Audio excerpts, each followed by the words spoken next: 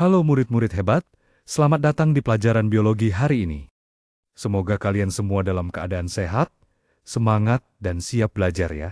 Hari ini kita akan mulai menjelajahi topik yang sangat menarik dan penuh kejutan, yaitu bioteknologi. Ini bukan cuma soal mikroskop dan laboratorium, tapi juga soal bagaimana ilmu pengetahuan bisa mengubah kehidupan kita dari makanan yang kita makan, obat yang kita minum, sampai lingkungan tempat kita tinggal. Pak Guru berharap, setelah penjelasan hari ini, kalian bisa memahami dengan baik apa itu bioteknologi, jenis-jenisnya, dan juga prinsip dasar yang melandasinya, karena dari sinilah nanti kita akan melangkah lebih jauh ke aplikasi-aplikasinya yang luar biasa. Yuk, kita mulai pelajaran ini dengan rasa ingin tahu dan semangat untuk memahami dunia biologi yang makin modern. Halo murid-murid, hari ini kita akan mulai mempelajari salah satu cabang ilmu yang sangat menarik dan punya banyak manfaat dalam kehidupan kita sehari-hari, yaitu bioteknologi. Nah, siapa di antara kalian yang pernah makan tempe, yogurt, atau minum antibiotik saat sakit? Nah, semua itu adalah contoh produk dari bioteknologi. Jadi, bioteknologi adalah ilmu yang memanfaatkan makhluk hidup seperti mikroorganisme, tumbuhan, atau bagian dari makhluk hidup untuk menghasilkan produk dan jasa yang berguna bagi manusia. Bioteknologi itu seperti jembatan antara ilmu biologi dan teknologi, yang tujuannya adalah membuat hidup manusia jadi lebih mudah, sehat, dan efisien. Nanti kita akan lihat bagaimana caranya tempe bisa terbentuk dari kedelai. Atau bagaimana ilmuwan bisa membuat insulin untuk penderita diabetes dengan bantuan bakteri. Menarik bukan? Yuk, kita pelajari lebih dalam tentang bagaimana bioteknologi bisa membawa perubahan besar dalam berbagai bidang kehidupan. Setelah kita tahu apa itu bioteknologi, sekarang kita bahas jenis-jenisnya ya, murid-murid. Secara umum, bioteknologi dibagi menjadi dua jenis, bioteknologi konvensional dan bioteknologi modern. Yang pertama, bioteknologi konvensional. Ini sudah ada sejak zaman nenek moyang kita loh. Contohnya pembuatan tempe, tape, yogurt, dan kecap. Proses ini biasanya melibatkan fermentasi, yaitu memanfaatkan mikroorganisme, seperti jamur atau bakteri, untuk mengubah bahan makanan menjadi bentuk baru yang lebih awet, lezat, dan bergizi. Sedangkan yang kedua adalah bioteknologi modern. Nah, ini melibatkan teknologi canggih seperti rekayasa genetika, kultur jaringan, dan cloning. Di sini, ilmuwan bisa memodifikasi gen makhluk hidup untuk menghasilkan sifat-sifat baru, seperti tanaman yang tahan hama, atau bakteri yang bisa memproduksi insulin untuk pengobatan. Jadi, bedanya bioteknologi konvensional lebih mengandalkan proses alami, sementara bioteknologi modern memanfaatkan teknologi tinggi dan ilmu genetika. Kedua jenis ini punya peran penting dalam kehidupan kita. Yuk, kita lanjut ke bagaimana bioteknologi ini bisa diterapkan dalam berbagai bidang.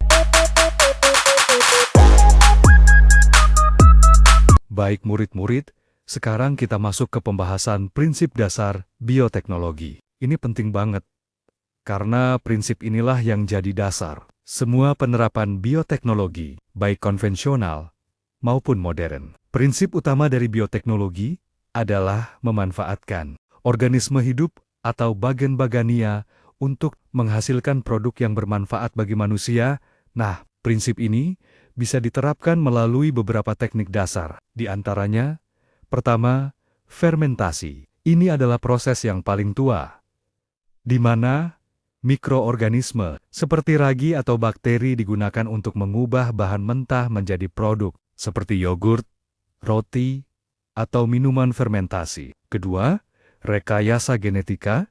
Di sini, ilmuwan bisa mengubah susunan genetik suatu organisme, misalnya memasukkan gen tahan hama ke dalam tanaman, atau membuat bakteri yang menghasilkan insulin. Ketiga, kultur jaringan. Teknik ini digunakan untuk memperbanyak tanaman secara cepat dengan cara menumbuhkan bagian kecil dari tanaman di media, khusus dalam kondisi steril. Keempat, cloning. Ini adalah teknik membuat salinan identik dari makhluk hidup, baik sebagian seperti jaringan atau sel, maupun keseluruhan makhluk hidup. Dan terakhir, transgenik, yaitu membuat organisme baru dengan menyisipkan gen dari spesies lain. Contohnya, tanaman jagung yang tahan terhadap serangan serangga karena disisipi gen dari bakteri. Semua prinsip ini bertujuan untuk membuat proses produksi jadi lebih efisien, menghasilkan kualitas yang lebih baik, dan tentu saja bermanfaat bagi kehidupan manusia. Gimana? Sudah mulai seru kan? Kalau kalian tadi sudah paham prinsip-prinsip dasar bioteknologi, sekarang kita masuk ke bagian yang paling dekat dengan kehidupan sehari-hari, yaitu aplikasi bioteknologi. Bioteknologi itu ternyata dipakai di banyak bidang loh. Yuk, kita bahas satu persatu. Pertama, di bidang pangan, contoh paling mudah adalah tempe, yogurt, keju, dan tape. Semuanya dihasilkan lewat proses fermentasi menggunakan mikroorganisme. Proses ini membuat makanan jadi lebih tahan lama, lebih lezat, bahkan lebih bergizi. Kedua, di bidang kesehatan. Ini sangat penting. Bioteknologi digunakan untuk membuat insulin bagi penderita diabetes, vaksin untuk mencegah penyakit, dan antibiotik untuk melawan infeksi. Bahkan, teknik rekayasa genetika juga digunakan untuk mendeteksi penyakit lebih awal. Ketiga, di bidang pertanian. Misalnya, pembuatan tanaman transgenik yang tahan hama dan tahan kekeringan, atau teknik kultur jaringan untuk memperbanyak tanaman unggul dalam waktu singkat. Keempat, di bidang peternakan. Bioteknologi digunakan untuk memperbaiki kualitas genetik hewan ternak, menghasilkan hormon pertumbuhan, bahkan melakukan cloning untuk mempertahankan sifat unggul. Kelima, di bidang lingkungan. Ini juga tak kalah penting. Bioteknologi digunakan dalam bioremediasi, yaitu membersihkan limbah berbahaya menggunakan mikroorganisme, dan juga mengolah limbah agar tidak mencemari lingkungan. Jadi, bioteknologi bukan hanya soal laboratorium dan mikroskop, tapi nyata hadir dalam makanan kita, kesehatan kita, pertanian, sampai lingkungan tempat kita hidup. Keren banget kan? Selanjutnya, kita bahas tentang mikroorganisme dalam bioteknologi. Nah, murid-murid, meskipun ukurannya sangat kecil bahkan tak kasat mata, mikroorganisme justru punya peran besar dalam dunia bioteknologi. Mikroorganisme ini bisa berupa bakteri, jamur, atau bahkan virus. Mereka digunakan karena mampu mempercepat reaksi biologis, menghasilkan zat tertentu, dan bisa dimodifikasi secara genetik.